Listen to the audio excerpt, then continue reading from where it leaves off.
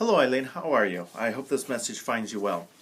Um, I need to let you know that there was a slight change in the reading material that from the one I actually described in the leading change assignment that I submitted to you. Originally, the intent was to actually read something that was on international students. However, because I had changed the direction in my leading change proposal, I absolutely forgot to drop the list of the book off the list and put the new book on, which was entitled Innovative Solutions for Building Communities in Academic Libraries. So it's actually a compilation of multiple chapters.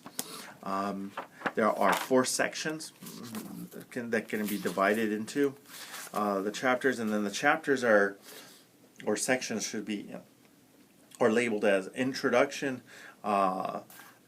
Targeted Outreach, Outreach Events, and Library Space. Now, of these various chapters, not one, and I should say there are 17 chapters, not one chapter, well, let me rephrase that, all but one chapter literally starts off with a sense of urgency. Only one. One chapter starts it off. Every other chapter has no sense of urgency, does not even build, and this is looking at Kotter's 8 steps. There's no sense of urgency. There's no sense of building a coalition.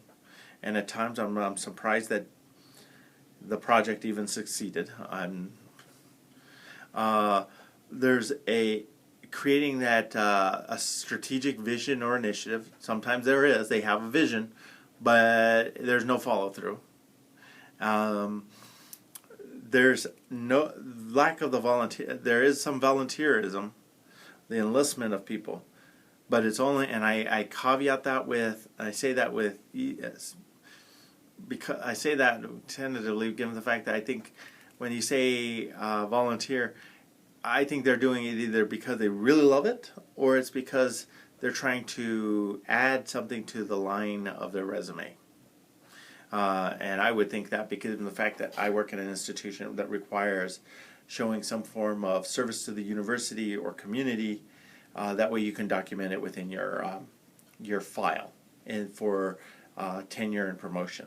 So, and then of course once you get tenure, you can either still like to participate, but not as much, or you don't participate at all. Good gosh.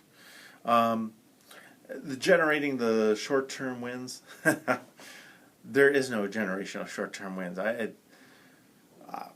Unless I'm able, even trying to read between the lines, there is no short-term wins. We're going to do a project and we're going to get it done, and that's it. And there's nothing. Sustainability, to sustain these projects, the long term requires, I noticed, either funding, which is a big one, how to maintain funding, and the other one is actually how to sustain this with individuals at play, because individuals come and go. So in the first section, where it's chapter 1, 2, and 3, where it discusses, it just provides an overview, introduction of the library's role in outreach.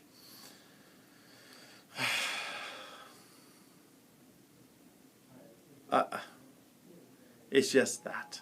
It's just how to create an environment which students are happy with, and you can make them feel good. I don't buy it. The authors are attempting at best to, I believe, create a sense of urgency in the sense of wanting to build a connection between the library and its community.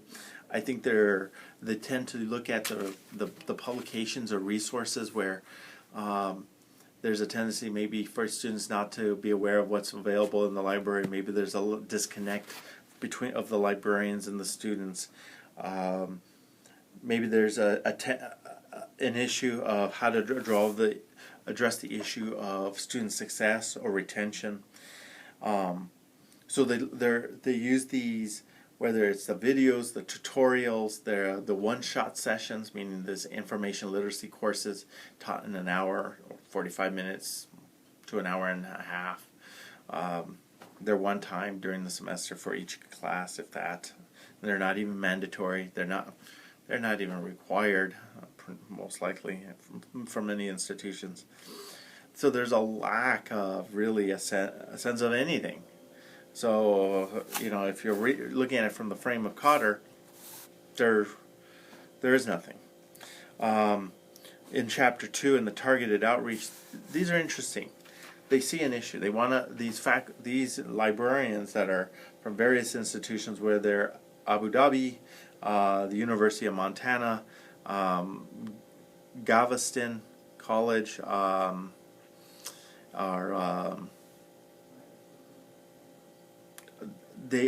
they see. I think the issue is that they see what they're trying to do is target to a specific group.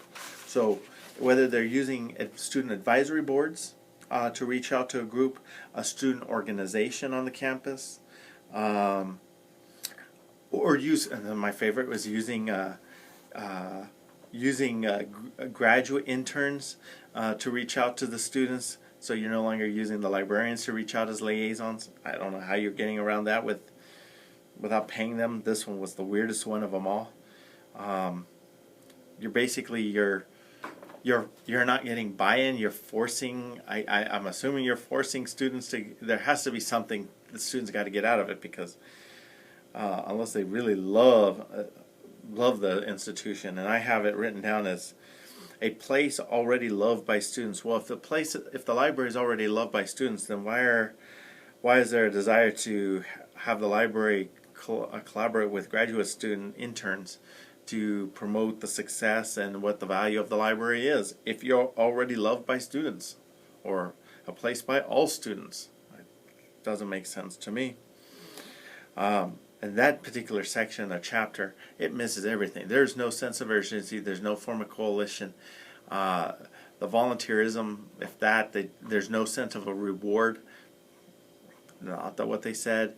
And there's no evaluation of whether they are successful or not. But, who cares, I guess, because, again, the library, it's a great place. It's already loved by students.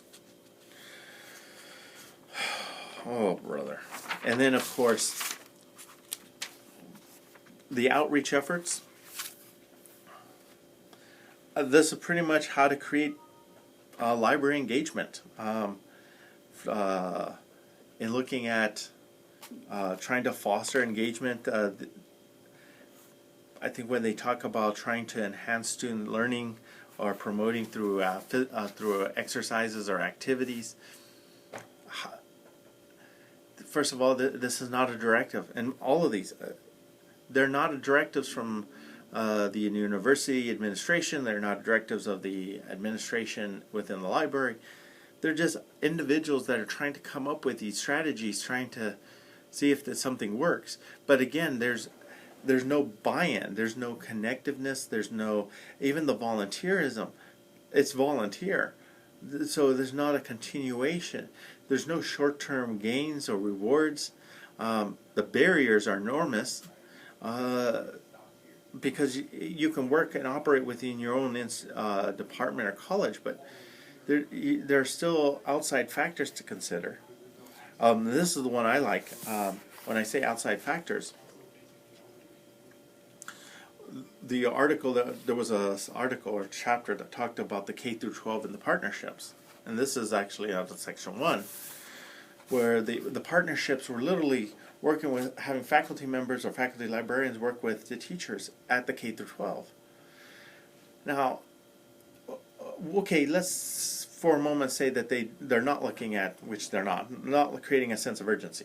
Okay, there's an assumption that the leading change, if you're leading change within the organization, let's say within the academic library, that same leading change is going to have the same overtones and mission and have similar characteristics as the ones that are at the K through 12.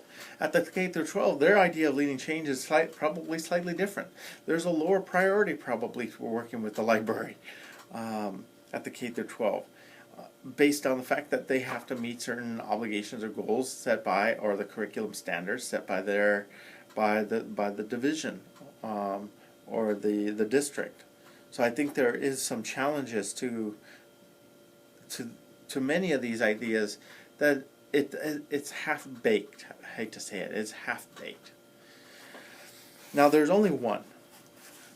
There's only one article where the researchers actually talked about something that had literally caught my attention, and it says this is the one that says there is a created sense of urgency. And that urgency was literally from at the University of Nebraska, and it's from the Chancellor's office. The sense of urgency is that, I'm going to move it up here.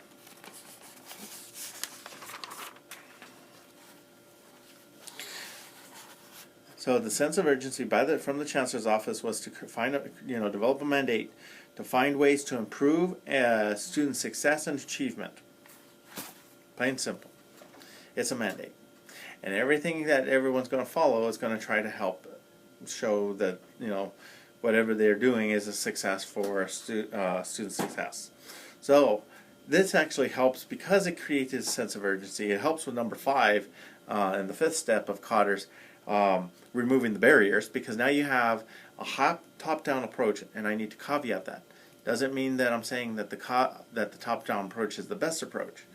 At my institution here at California State University Northridge, we use a top-down approach, but we also have a bottom-up approach where ideas can percolate from individual faculty members, go to committees where the committees are served by multiple individuals from various colleges or departments from campus.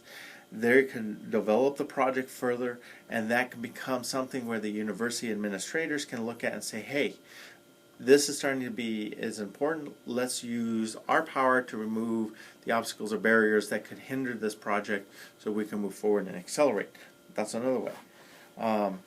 But this particular chapter and the hierarchical approach, of course there was buy-in. You had people wanting to participate because this was literally a set out mission by the Chancellor's office. It was clear. It was easy to understand. The administration was willing to make things happen. There was some short-term successes along the way, but I think the issue of sustainability and change becomes an issue. I think because you create these, whether the brown bag lunches, these workshops for students, the quick tips, the guides, whatever you want to work with in the library. And you can evaluate what they're learning, if they are learning anything or if it's beneficial. But it does not go to the address of what is the long-term impact. How do we evaluate ourselves to see if we can modify ourselves and make changes to the long run?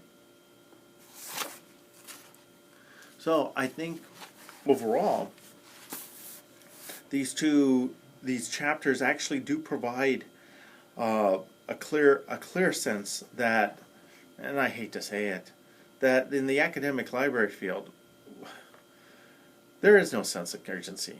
And if it is, it's solely brought on by one individual or two individuals trying to accomplish a project or a task. There's a sense of this trying to build a coalition, but I think even the coalition, there are challenges given the fact that the people that are participating either are doing it and maybe doing it for totally wrong reasons that we think they are. For instance, if we're thinking that people are volunteering because they truly want to help with student success, but we actually find out that the reason why that they're helping is that there's a desire to get something published or presented on, that's a totally different coalition. That is self-serving. So is the vision too. The volunteerism is questionable because that doesn't mean that they have to be there for the long term. They can have a high rate of turnover, which is what many of the articles, especially in regards to the outreach events, they're pie in the sky at times. They require the people power and individual initiatives. But if the individual's gone, then what happens? Then you need to have someone else on. Pick up the pieces. And then, of course, you're also talking about the institution. Can the university continue to maintain and support, dollar-wise, these various pet projects that are going on? I don't think so. At a certain point, the dean's going to have to show what is the value or the rate of return. That's now. That's not 10 years ago, maybe not. We wouldn't have to worry about that. But now it's definitely, we're looking at the rate of return. And then furthermore, I think it's literally, it's instituting the change. I mean, we may talk about, and this is what happens, if they talk about, let's say, library spaces. Yes, there was evaluation. Yes, they figured out what students wanted. Yes, they had these people that formed, what was it, my favorite was, it's coming out of the UC San Diego. Well, yeah, they formed these committees to listen to colleagues talk about what they wanted in the library. And okay. But then when there's no, so they go out and develop and pay for the furniture and set up, but there's no evaluation. How do you not evaluate? Now, the UC San Diego article talked about how to work within the space that they had.